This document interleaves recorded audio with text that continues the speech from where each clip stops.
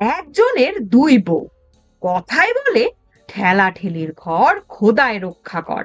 দুই বউকে লইয়া স্বামী বেচারির বড়ই মুশকিল। তারা একে অপরের দোষ ধরিবার জন্য সব সময় সতর্ক হইয়া থাকে। এক বউকে কোনো কাজ দিলে সে অপর বউর ঘাড়ে চাপাইতে চায়। স্বামী গিয়াছে হাল বাহিতে মাঠে, দুই বউ ঠেলাঠেলি করিয়া রান্না করে নাই। দুপুর বেলা বাড়ি আসিয়া স্বামী ভাত পায় না।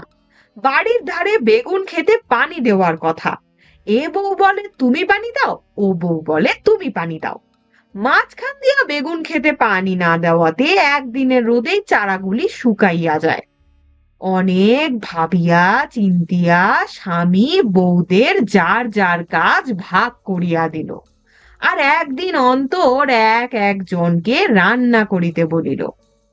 আজ বড় বউয়ের রান্নার পালা। ছোট তাকে তাকে আছে। যেই বড় বউ একটু ওদিকে গিয়াছে, অমনি ছোট বউ আসিয়া তরকারির হাঁড়িতে অনেকখানি নুন ঢালিয়া দিয়া গেল।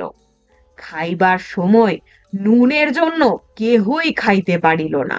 বড় বউর বদনাম হইল, কিন্তু সে বুঝিতে পারিল ইহা কাহার কাজ। পরদিন ছোট বউর রান্নার পালা।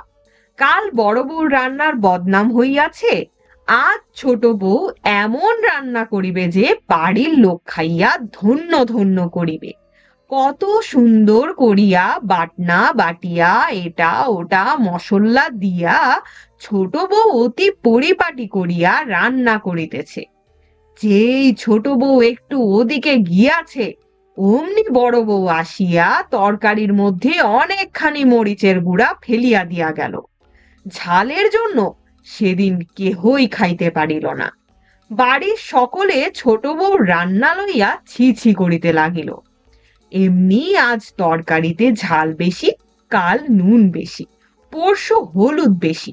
স্বামী বেচারা বড়ই মুশকিলে পড়িল। কিছুতেই ধরিতে পারে না কে এমন কাজ করে। সেদিন রান্না করিয়াছিল ছোট বউ। তরকারিতে এত নুন হইয়াছে যে মুখেও দেওয়া যায় না। কিন্তু স্বামী একটু চালাকি করিল। সে খাইতে খাইতে বলিল, আজ যে তরকারিতে মোটেই নুন পড়ে নাই। এমন নুন ছাড়া তরকারি কি খাওয়া যায়? তখন বড় বউ বলিল, ও তো একেবারেই নুন দিয়াছিল না।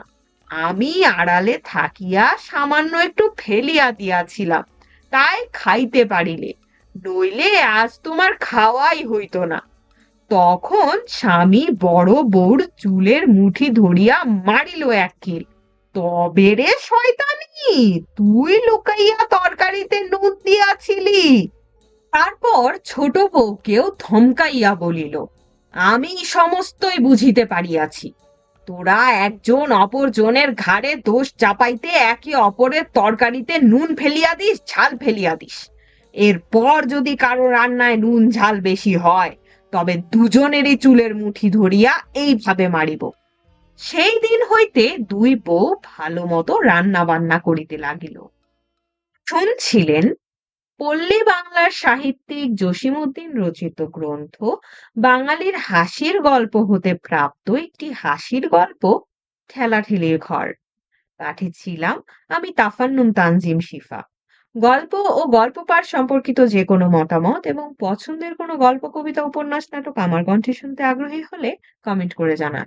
গল্পটি ভালো লাগলে বন্ধুদের সাথে শেয়ার করবেন, কারণ ভিউ লাইক সাবস্ক্রাইব আমাদের পরবর্তী কন্টেন্ট তৈরিতে অনুপ্রেরণা যোগায়।